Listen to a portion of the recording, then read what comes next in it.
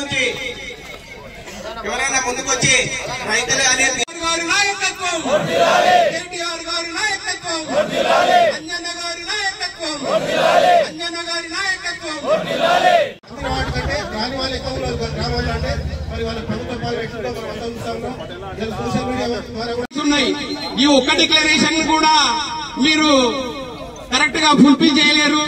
మీరు ఇచ్చిన 420 హామీలను మీరైనా సరే మీరు అన్న హామీలన్నింటినీ కూడా అమలు చేయాల్సిందే. అదేవిధంగా ఈ సభ కానీ రసరోగా కానీ చెప్పిన రాష్ట్ర వ్యాప్తంగా ఉద్యమం చేయడానికి మేము సిద్ధంగా ఉన్నాం. వాళ్ళు ఇలా ఒక దొంగతనం చేయకుండా కూడా దొంగ దొంగ అటువంటి పరిస్థితి వాళ్ళది. కాబట్టి నిరసన ధర్నా గత ప్రభుత్వం మనం ప్రవేశపెట్టిన రైతు భరోసా ముందుపడదని చాలా మంది పెద్దలు చెప్పుకున్నారు. అదేవిధంగా మాయమాటలు చెప్పి రైతులను మోసం చేసి 6,000 ఇస్తామనడం ఇది చాలా బాధాకరం, ఇది చాలా శోచనీయం. రాష్ట్ర మాజీ ముఖ్యమంత్రి కేసీఆర్ గారు 10 సంవత్సరాల పాలన రైతులను ఏ విధంగా నాయకత్వం, రైతు నాయకత్వం, రైతు నాయకత్వం, రైతు బంధు నాయకత్వం. ఈరోజు రైతు సామాన్య రైతు ఏ విధంగా చనిపోయినా కూడా 5 లక్షల రూపాయలు ఎక్స్గ్రేషియా ఇచ్చిన ప్రభుత్వం ఏదైనా ఉందంటే కేసీఆర్ గారి ప్రభుత్వం అని ఈ సభాముఖం కూడా తెలియజేస్తున్నాం. రైతులు ఇంటికాడ యథార్థంగా పండుకున్నట్టు మన కేసీఆర్ గారి గవర్నమెంట్ ఎట్లా పండుకుంటున్నారంటే కరెంట్ 24 hours కరెంట్ ఉండేది. ఈ కాంగ్రెస్ ప్రభుత్వం వచ్చిన తర్వాత మీరు ఏం చేసిననేది ఒక్కటి కూడా ఆధారంతో సాగులు చూపించలేకపోతారు. ఒక్క పని ఏమైనా చేసినా సంవత్సరం పూర్తయింది, ఒక్క పని చేసిన దాన్ని ఒక గుండె మీద చేయబెట్టమని చెప్పనుడు ఏ కాంగ్రెస్ నాయకుడైనా మనమందరం ప్రశ్నిస్తూనే ఉండాలి. ప్రతి అంశం మీద, ప్రతి కోణంలో, ప్రతి విధంగా మనం ప్రశ్నిస్తుంటే వాళ్ళకు నిద్రపోనిస్తలేం. ఇప్పటికీ ఒక్కొక్క కార్యకర్త 100 మంది కేసీఆర్తో సమానం. అందులో మన షాద్నగర్ నియోజకవర్గంలో ప్రతి గ్రామంలో 100 మంది కేసీఆర్ ఉన్నారు. ఇప్పటికి చెప్తున్నాం, పొరపాట్లు అనేది తగ్గుతుంటాయి పోతుంటాయి, కానీ ఈ ఎలక్షన్ నుంచి రాబోయే ఎలక్షన్ లో మనం ఎంతేదో చూపించాలి. మన సత్యంతో చూపిస్తేనే ప్రతిపక్ష అధికార పక్షానికి చెమటలు పట్టించే కెపాసిటీ ఉన్న నాయకులు ఉన్నారు మన దాని అందరం. అదేవిధంగా రైతాంగాన్ని ఏ విధంగా పీడిస్తున్నారు. 500 రూపాయలు బోనస్ ఉన్నారు, ఎక్కడిచ్చారు? ఒకటి అందించారు ఎవరికైనా? ఏ రైతుగా ఇచ్చినేమో ఒకసారి అడగండి. గ్రామ స్థాయిలో నుంచుకోండి, అడగండి ఒకసారి. అదేవిధంగా గ్రామాల్లో రైతు బంధు అన్నారు, రైతు బంధు 0, రైతు బీమా 0, దళిత బంధు 0. ఇంకా ఏమిస్తున్నారు మీరు ఈ రోజు రైతులకు కానీ సామాన్య ప్రజలకు కానీ ఏమైనా ఇచ్చిన అనేది ఒకటి చూపించడానికి మా మీడియా మూలంగా తెలియజేస్తున్నాం. అదేవిధంగా ఈ రోజు రాష్ట్ర వ్యాప్తంగా ఏ గ్రామానికి వెళ్ళినా, ఏ ప్రజలను అడిగినా, ఎవరిని అడిగినా ఎవరు కూడా సంతోషంగా లేరు. కారణం కాంగ్రెస్ ప్రభుత్వం. ప్రతి దానికి తలా తోకలని హామీలు ఇచ్చి ఈరోజు ప్రజలను ఇబ్బంది పెడుతూ ప్రజల మీద లేనిపోని ఆరోపణలు, ఏ నాయకుడైనా మాట్లాడితే వారిపైన కేసులు. అంతకు మించి మీరు కొత్తగా ఏమైనా చేసిందంటే ఒక్కటి కూడా జైలు. ఇప్పటి వరకు ఏమన్నా మాట్లాడితే కేసు అంటారు, జైలు అంటారు. ఈ బీఆర్ఎస్ కార్యకర్తలకు కేసులు కొత్త కావు, ఫైటింగ్ కొత్త కాదు. తననీకే తయారుంటారు, తిరగబడడానికి తయారుంటారు. అది గ్రహించాలి ఇప్పటికైనా మీరు. ఈ కాంగ్రెస్ గవర్నమెంట్ ఏమని చేసింది అనేది ఒకసారి ఆలోచనండి. ఎంతమంది పెళ్లిళ్ళు చేసిన ఇప్పటి వరకు? పెళ్లిళ్ళైనప్పటి నుంచి తులం బంగారం ఎన్ని పెళ్లిళ్ళకి తులం బంగారం ఎంతమందికి ఇస్తున్నారని మేము ప్రశ్నిస్తున్నాం. ఎంతమంది కళ్యాణ లక్ష్మి చెక్కులు ఇచ్చారు? అదే కేసీఆర్ గారి ప్రభుత్వం ఉన్నప్పుడు 1,00,000 రూపాయలని మాట అన్నారు, 1,00,000 రూపాయలు ఇచ్చిన ఘనత మాది. అలా సీఎం రిలీఫ్ ఫండ్ ఎక్కువ ఇచ్చిన ఘనత మనది. ఈరోజు అన్ని కోణాల, అన్ని విధాలుగా, అన్ని పక్షాన మనం ఈరోజు కాపాడుకున్నాం. మన బీఆర్ఎస్ ప్రభుత్వం కాపాడింది. ఏంటంటే ఈరోజు రైతుల సాంఘీభావ దీక్ష ప్రకారం రైతులకు ఈరోజు ఏం జరుగుతుంది అన్యాయం? రైతులకు ఏం జరుగుతుంది? గ్రామాలలో పోతే తాగడానికి మంచినీళ్ళు కూడా లేవు రైతులకు.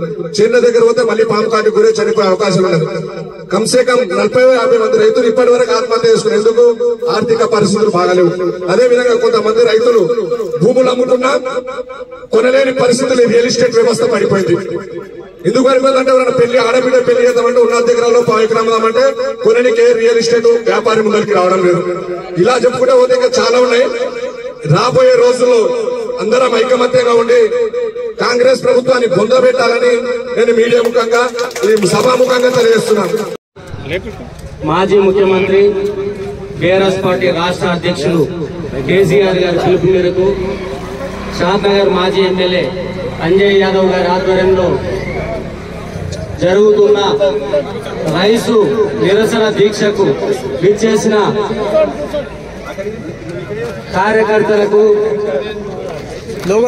నాయకులకు, పత్రికా విలేకరులకు, ఇక్కడికి విచ్చేసిన అందరికి, రైతులకి అందరికీ ధన్యవాదాలు తెలియజేస్తూ, గత సంవత్సరం ఎన్నో హామీలు ఇచ్చి అధికారంలోకి వచ్చింది.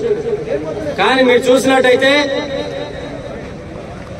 వచ్చిన మరుసటి రోజు నుండే రైతులను మోసం చేసే పని మొదలుపెట్టినారు వాళ్ళు. ఈ రోజు ఆపుకోండి, ఈ రోజే పోండి. ఇప్పుడు మీరు ఇప్పటి వరకు వాళ్ళు ఇస్తే ₹1,00,000 ఇచ్చిర్రు, ₹1,00,000 రుణమాఫీ చేసిర్రు. మేమైతే 2 లక్షల రుణమాఫీ చేస్తాం, మీరు ఇప్పుడే పోయి బ్యాంకులలో పోయి అప్పు తెచ్చుకోమని అన్నారు. కేసీఆర్ గారు 10,000 ఇస్తున్న సంవత్సరానికి, మేమైతే సంవత్సరానికి ₹15,000 ఇస్తామని చెప్పి 420 హామీలతో గత 10 ఏళ్లు పాలించిన కేసీఆర్ ప్రభుత్వం కన్నా ఘనంగా పాలిస్తామని, ముఖ్యంగా రైతులను, అదేవిధంగా పాలకు కేసీఆర్ గారు వచ్చిన తర్వాత తెలంగాణ రాష్ట్ర సమితి ఆధ్వర్యంలో గత 10 ఏళ్ల కింద ఉన్న పాడి రైతులకున్న ధర ఎంత కేసీఆర్ గారు వచ్చిన తర్వాత ధర పెంచడంతో పాటు ఇన్సెంటివ్ ఇచ్చేసి పాడి రైతులను అభివృద్ధిలో తీసుకురావడం జరిగింది. అన్ని హామీలు, రైతులకు బిల్లులు లేవు, పాలకు ఈ రోజు కూడా సరైన టైంలో బిల్లులు లేవు. 2 నెలలు లేటుగా, 3 నెలలు లేటుగా పాల ఇన్సెంటివ్ లేదు, రైతు భరోసా లేదు, రైతు రుణమాఫీ కూడా ఈ రోజు సరిగ్గా జరగని రోజు. ఆ రోజు మీరు ఇన్ని హామీలు ఇచ్చినప్పుడు మీకు ఏది అప్పుల పాలు ఉందని మీకు తెలియదా? మరి ₹1,00,000 రుణమాఫీ ₹1,00,000 వాళ్ళకే అన్న కేసీఆర్ కాదని మీరు 2 లక్షల రుణమాఫీ అని ఏ విధంగా చెప్పారు? అంటే రాష్ట్ర ఆర్థిక పరిస్థితి మీద అవగాహన లేదా? అవగాహన లేనప్పుడు పెన్షన్స్ 4,000 ఇస్తామని కానీ, 2 లక్షల రుణమాఫీ ఇస్తామని కానీ, లేకపోతే రైతు భరోసా 15,000 ఇస్తామని చెప్పేసి ఏ ధైర్యంతో ఆ రోజు మీరు చెప్పారు? ఒక పట్టదారులకే కాకుండా కౌలు రైతులకు కూడా మీరు ఇస్తామని చెప్పారు. ఇప్పుడు కూడా మీ దగ్గర ఎలాంటి శాస్త్రీయత లేనేలేదు. పట్టదారులకు ఏమి ఇస్తారు, కౌలు రైతులకు ఎట్లా ఇస్తారు, కౌలు రైతులను ఎట్లా గుర్తిస్తారు, దేని ప్రకారం మీరు ఇస్తారు అనేది ఏది లేదు. ఒక మామూలు మనిషి ఇదే రైతు అబద్ధం మాట్లాడితే మీరు ఎన్నో విధాలుగా చూస్తుండ్రి. ఒక రాష్ట్ర ముఖ్యమంత్రి రాష్ట్రానికి మేనిఫెస్టోలో పెట్టారు. మీరు సోనియా గాంధీని, రాహుల్ గాంధీని, ప్రియాంక గాంధీని తీసుకొచ్చి స్టేజ్ల మీద చెప్పించారు. మీరు 15,000 రుణమాఫీ ఇస్తామని, ఏది రైతు భరోసా ఇస్తామని చెప్పేసి ఎక్కడ పోయింది? అంటే మీ మాటలన్నీ అబద్ధాలా నేనే కనిపిస్తుంది కదా. ఏది కూడా మీరు మాట ప్రకారం నిలబడరు. ఇట్లాంటి వ్యక్తులు రేపు రైతులను ముందర తీసుకొస్తారా? కాలేజ్ మళ్ళీ కొత్తగా మల్లన్న సార్కెళ్ళి తీసుకొచ్చి మూసి నది వారిస్తామంటారు.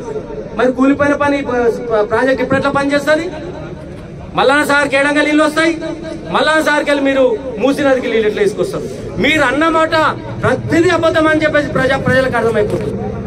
ఏ మాట కూడా మీ లోపల నీతి నిజాయితీతో నీళ్ళు ఎప్పుడు మాట్లాడరు. గతంలో మాట్లాడినట్టే మేము తప్పులు చేస్తే మమ్మల్ని గెలిపిస్తారు, తప్పులు మాట్లాడితేనే గెలిపిస్తారు అనే భావన మీ లోపల ఉంది.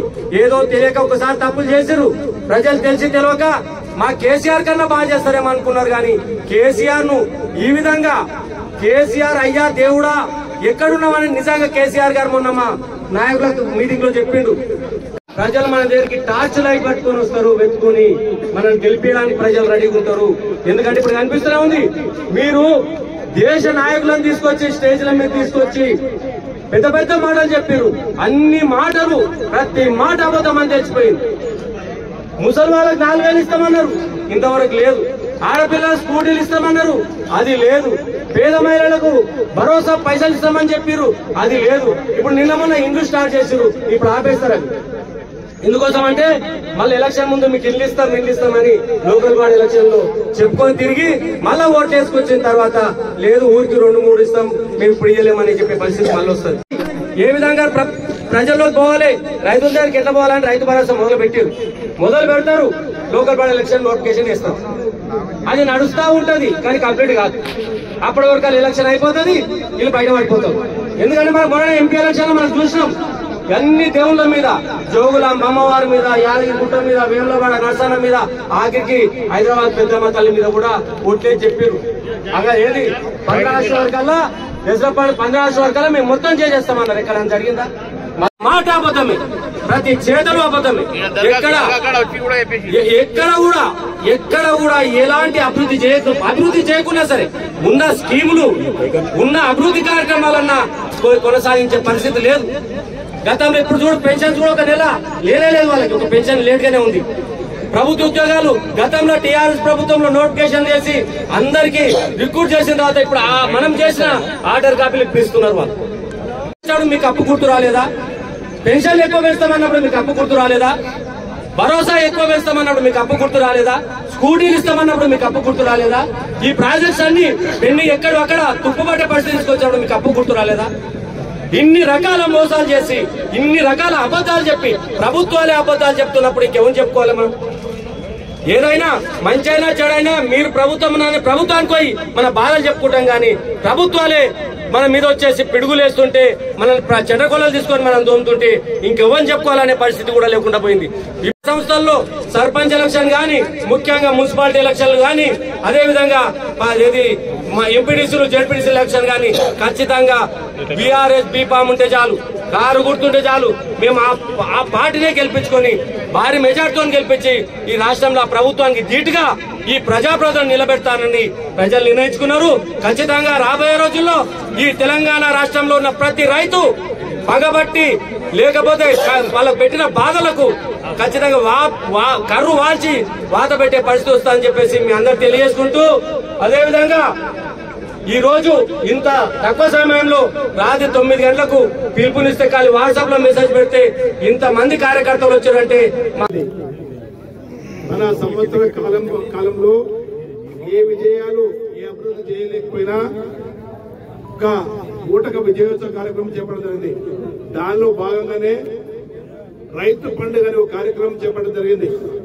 ఆ రైతు పండుగ సందర్భంలో రాష్ట్రంలో నలుమూల ఉన్నటువంటి రైతులను ప్రభుత్వ ఖర్చుతో మహబూబ్నగర్ పిలిపించి వారి సమక్షంలో రుణమాఫీ కొరకు 2,750 కోట్ల రూపాయల ఒక బొమ్మ చెక్కునిచ్చి రైతులకు మోసం చేసి ఆ రోజు అనౌన్స్ చేయడం జరిగింది. దానికి ఇప్పటి వరకు ఏ రైతు ఖాతాలో కూడా ₹1 కూడా జమ కాలని చెప్పి ఈ ప్రభుత్వాన్ని డిమాండ్ చేస్తా ఉన్నా. అదేవిధంగా మీరు వెంటనే 2,750 కోట్ల రూపాయలు అయితే మీరు బొమ్మ చెక్కించారో దాన్ని మన మంచి చెక్కుగా మార్చి ఈ రైతుల ఖాతాల్లో, అందరి ఖాతాల్లో రుణమాఫీ డబ్బులు జమ చేయాలని చెప్పి ప్రభుత్వాన్ని డిమాండ్ చేస్తా ఉన్నా. రైతు బంధు, అదేవిధంగా రైతులకు సంబంధించిన 15,000 ఇస్తామన్న రేవంత్ రెడ్డి గారి